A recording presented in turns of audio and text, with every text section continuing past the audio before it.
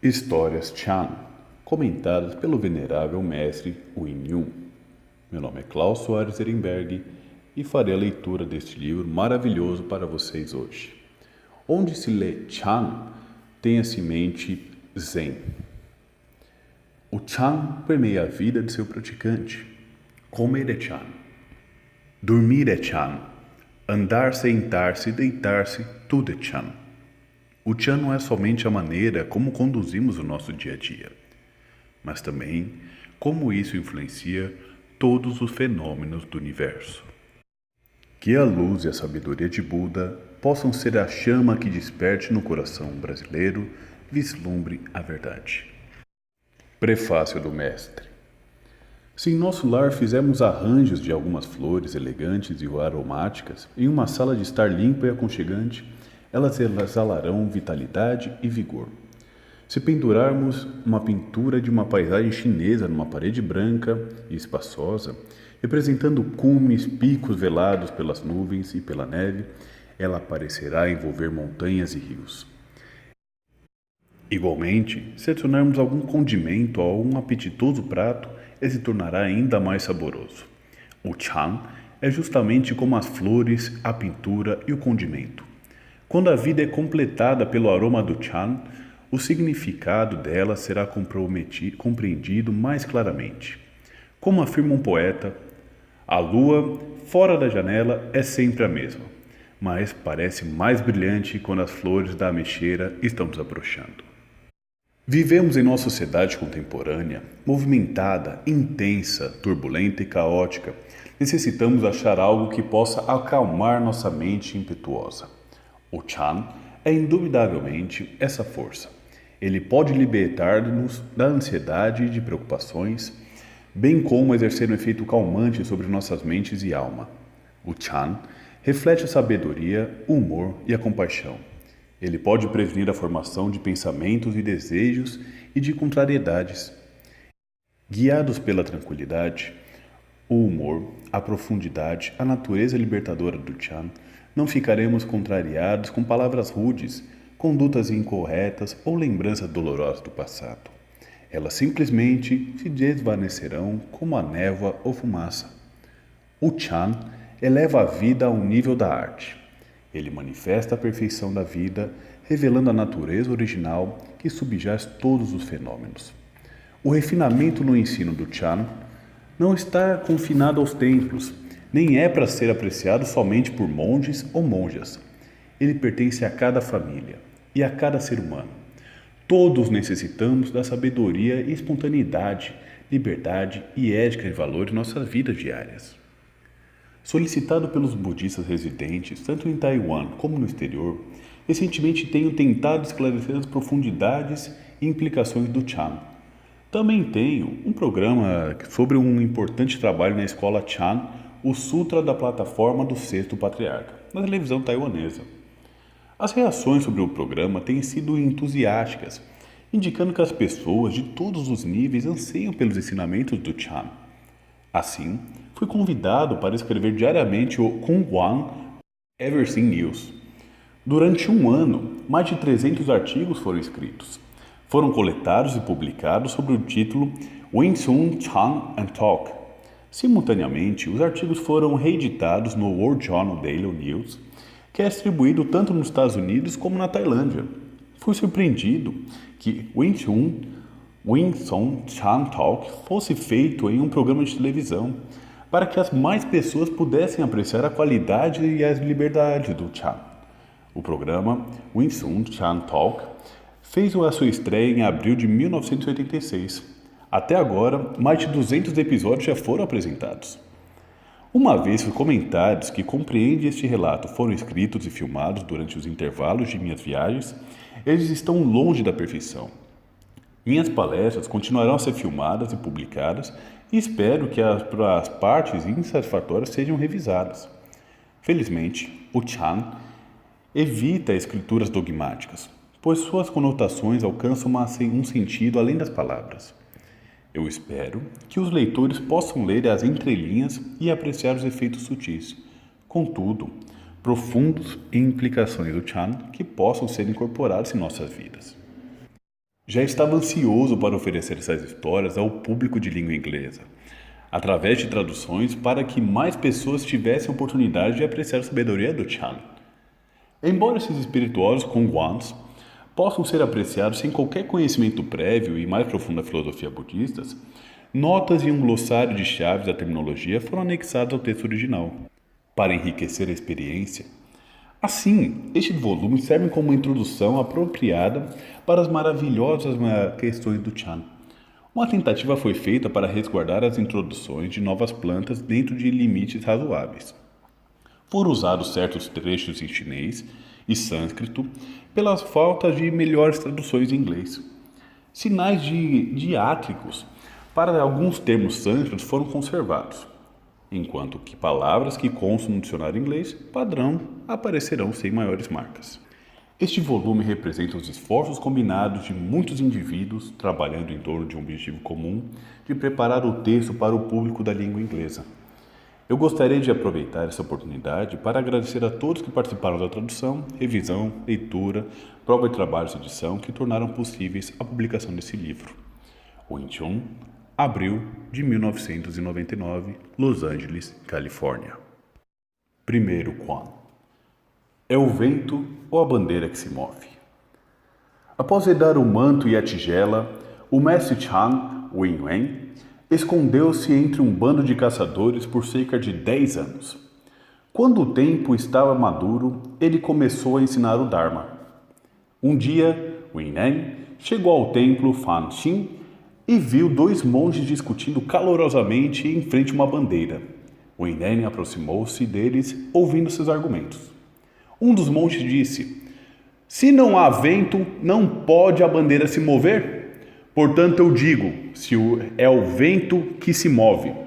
O outro retrucou: "Se não há bandeira, como você pode saber que é o vento que se move? Assim eu digo que é a bandeira que está se movendo." Cada um insistia em seus próprios pontos de vista, fosse correto ou fosse o que fosse. O Inen interrompeu-os e disse: "Por favor, não há necessidade de discutir. Eu gostaria de esclarecer o assunto para vocês. Não é nem o vento, nem a bandeira que se move. São suas próprias mentes que estão se movendo." Nesse Quan, podemos ver que a maneira de um mestre Chan olhar um fenômeno não está limitada às aparências externas. O mestre Chan olha as coisas através do olho da mente. Nossos pontos de vista diferentes por causa de nossas mentes são discriminatórias. Quando nossa mente está quieta, todas as coisas estão em paz. Quando nossa mente se move, surgem várias distinções. Para alcançar um estado no qual a tranquilidade e a não tranquilidade se harmonizem, temos que erradicar de nós mesmos todos os pensamentos discriminatórios. Somente então a plenitude e a quietude do Nirvana serão realizados. Segundo Quan. Não aceitando responsabilidade. Tarde da noite, o mestre Chan Lin-Tsung parou em frente a um dormitório dos monges e gritou: "Ladrão! Ladrão!" Todos despertaram por causa do barulho. Instantaneamente, um monge saiu correndo do dormitório. O mestre Chan Lin-Tsung agarrou e exclamou: "Apanhei-o! Eu agarrei o ladrão!" O monge protestou: "Mestre, o senhor agarrou a pessoa errada. Eu não sou um ladrão." Lin-Tsung não soltou e gritou: "Sim, você é. Por que você não admite?" O monge estava tão amedrontado que não sabia o que fazer. O mestre Lin-Tsung retrucou um verso: 30 anos após o Lao Tzu, as 2 refeições aumentaram nossas forças. Você escalou a montanha por nada. Posso perguntar por que você não entendeu? Há um ditado budista que diz: agarrar um ladrão na montanha é fácil, mas agarrar o ladrão da mente é muito difícil. Em nossa vida diária, geralmente usamos nossos olhos, ouvidos, nariz, língua, corpo e mente para procurar os prazeres da cor, do som, do olfato, do paladar, tato e pensamento, respectivamente. Desta forma, surge a nódoa e o sofrimento. O propósito de praticar o Dharma, fazendo refeições diariamente por 30 anos, foi o de dominar o ladrão da mente. Se puder entender isso, seremos capazes de ir à montanha para praticar e assim poderemos agarrar o ladrão de nossas mentes. Este seria o verdadeiro Dharma. O caminho do mestre Lin Tzu Ao testar o monge, foi verdadeiramente uma manifestação de grandeza dos mestres Chan. Ladrões rondam dia e noite, fora da porta de nossas 6 raízes. Se sairmos para as ruas por nada, quem assumirá a responsabilidade quando nosso problema surgir? Como poderemos proteger as portas de nossas 6 raízes dia e noite, para que elas não se percam? Essa tarefa não deverá ser negligenciada por um praticante do Chan. Terceiro Quan. O mestre se parece com um burro? Quando o mestre Chan, Kuan Yin, foi visitar pela primeira vez o mestre Chan, Wan San, este perguntou: qual o propósito de sua visita? Kuan Yin respondeu: eu vim para prestar meus respeitos ao mestre. Então Wan Chan perguntou: você viu o mestre? Kuan Yin replicou: sim, eu o vi. O mestre parece com um burro ou com um cavalo? Kuan Yin respondeu: eu não acho que o mestre não se pareça nem com Buda. Wan Chan insistiu: se o mestre não se parece com Buda, então com que ele se parece? Kuan Yin respondeu: se ele se parecesse com alguma coisa, então ele não seria diferente de um burro ou de um cavalo. Surpreso, Wan San declarou: deveríamos esquecer as diferenças entre um Buda e uma pessoa comum e superar todas as paixões. Então nossa verdadeira natureza brilharia. Em 20 anos, ninguém será capaz de ultrapassá-lo. Cuide-se. Mais tarde, o mestre Wan Chan contou a todos: Kuan Yin é um Buda vivo. Qual o significado deste Quan? Se alguém nos pede para descrever como uma pessoa se parece, seria muito complicado dar uma resposta. Para que uma pessoa se pareça com alguma coisa, existem limites para certas outras que elas não se parecem. Como afirmou o Sutra do Diamante, todas as formas são ilusórias. Se alguém vir todas as formas, não são formas. Ele verá o Tagnaka. Com que se parece o vazio? O vazio não tem forma e ainda não há forma com que espaço vazio não se pareça. E por que o vazio não tem forma? Ele pode conter tudo e pode se assemelhar a tudo. O mestre Wan Chan e o mestre Kuan Yin estavam discutindo com que o mestre se parecia. Se ele não se parecia com burro nem com Buda, bem, ele se parece com ele mesmo. Somente quando virmos a nossa verdadeira natureza, nós nos tornaremos como a cor em um espaço vazio. Se esquecermos da distinção entre a pessoa comum e um Buda, então veremos a verdadeira forma. Quarto Koan. Uma pérola envolta em trapos. Um dia, o primeiro-ministro Prem Insun foi para o templo Tanhan e perguntou aos monges. Os 10 grandes discípulos de Buda foram todos excepcionais em diferentes áreas. Em qual área Haula se sobressaía? Todos pensaram que essa fosse uma questão fácil de responder. Assim todos responderam. Ele foi excepcional nas práticas esotéricas. Isso não ficou satisfeito com a resposta e perguntou então: existe aqui algum mestre Chan presente? Naquele momento o mestre Chan Longhua estava trabalhando na horta, então os monges convidaram a se juntar a eles. Pensu repetiu a pergunta: em que área Hala se sobressaía? Sem qualquer hesitação, mestre Longhua respondeu: não sei. Renio ficou satisfeito, prostando-se imediatamente em direção a Longhua, louvando, exclamou: uma pérola envolta em trapos. Todos tinham ouvido dizer que Hala foi excepcional em trabalhos esotéricos. Já que eram esotéricas, como podiam os monges alegar quais seriam elas? Portanto, Pensu sentiu que a resposta do mestre Longhua, não sei, tinha sido muito mais legítima. Em contrapartida, a resposta dada pelos monges não foi baseada na realidade, somente no que ouviram dizer. Se nós sabemos alguma coisa, então nós conhecemos. Se não a conhecemos, não sabemos. Conhecendo-se ou não, o conhecimento não é alguma coisa que se possa aprender. Sabedoria e moral são de certo modo diferentes. Você tem um pouco de moral e quer aparentar ser exteriormente o que não é? Com a sabedoria é diferente. O que é, realmente é. Não é possível fingir ser outra coisa. Mestre Lua, mesmo trabalhando duro na terra, com vestes rasgadas e sujas, era uma pérola envolta em trapos. Diante disso, os praticantes envergonhados enrubesceram-se. ao compreender que a bela aparência externa não é nada diante da verdadeira beleza interior. Quinto koan. Um monge chamado Gota d'Água. Um dia, o mestre Chan, In-chan, estava tomando banho. Como a água estava muito quente, ele pediu que a um de seus discípulos que trouxesse um balde de água fria. O discípulo trouxe a água misturando-a quente. Depois de temperá-la, ainda sobrou um pouco no balde, a qual ele jogou fora. O mestre não ficou muito contente com isso e disse: "Por que você é tão desperdiçador? Tudo nesse mundo é útil.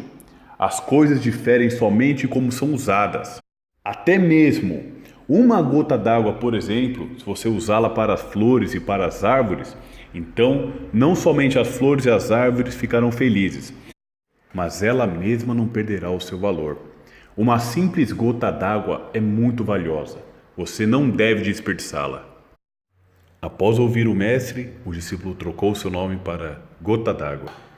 Mais tarde, quando Gota d'Água começou a ensinar o budismo, as pessoas perguntavam-lhe: "Qual é a coisa mais virtuosa do mundo?" E ele respondia: "Gota d'água." O espaço vazio pode conter todas as coisas. E o que pode conter o espaço vazio? Gota d'água. O mestre Gota d'Água já se havia harmonizado com a gota d'água. O universo inteiro era sua mente. Dessa forma, uma gota de água pode conter o ilimitado tempo e espaço. Explicação. Quantos metros temos nesse mundo? Há uma limitação. Não importa o quão rico nós sejamos. Quando esgotamos a provisão, ficaremos sem um centavo. Dinheiro, amor, vida, a quantidade de cada uma dessas coisas pode ser comparada a uma conta de poupança no banco. Se esbanjarmos os méritos que temos, a conta logo se esgotará. Portanto, deveremos usar os nossos bens com parcimônia e sermos perdulários. Mesmo uma simples gota d'água não deve ser esbanjada. Embora uma gota d'água seja muito pequena, o vasto oceano é feito de inúmeras gotas d'água. Sexto koan. Meditando sobre urina fétida. O mestre Chan Tsung-wen foi visitar o mestre Chan Shou-chin. Após terem conversado um pouco, o mestre Shou-chin começou a criticar Tsung-wen. "Apesar de você ser o monge-chefe do Tao-Shan, você fala como um bêbado." Tsung-wen enrubesceu-se. Com embaraço replicou: "Por favor, seja mais compassivo e ensine-me." O mestre Shou-li perguntou-lhe: "Você já estudou com o mestre Chan Fan-chan?" "Eu li e decorei seus ensinamentos. Por isso, não fui estudar pessoalmente com ele." O mestre Shou-li perguntou novamente: "E com o mestre Chan Quen-wen, você foi estudar?" Desdenhosamente, Tsung-wen replicou: "Quen-wen? Ele é louco. Ele arrasta um trapo que cheira a urina fétida. Ele não é o mestre Chan." O mestre Shou-li disse solenemente: "O Chan está justamente aí. Vá e medite sobre a urina fétida." Tsung-wen aceitou o conselho do mestre Shou-li e foi estudar com o mestre Quen-wen. Ele finalmente alcançou a realização e retornou para agradecer o mestre Shou-li. O mestre Shou-li perguntou: "O que você aprendeu com o mestre Quen-wen?" Tsung-wen respondeu respeitosamente: "Se não fosse o seu conselho, minha vida teria sido desperdiçada. Por isso, eu voltei para agradecer-lhe." O mestre Shou-li disse: "Agradecer-me pelo quê? Você deveria agradecer a urina fétida." Explicação. Pessoas comuns sempre cometem o erro de julgar os outros pela aparência externa. Onde está o Chan? O Chan não se encontra necessariamente no que lhe parece agradável ou belo. O olho da sabedoria pode ver o Chan mesmo num trapo que cheira a urina fétida. E por isso que a flor de lótus cresce na lama, enquanto o ouro e as pedras preciosas se encontram cravados nas rochas.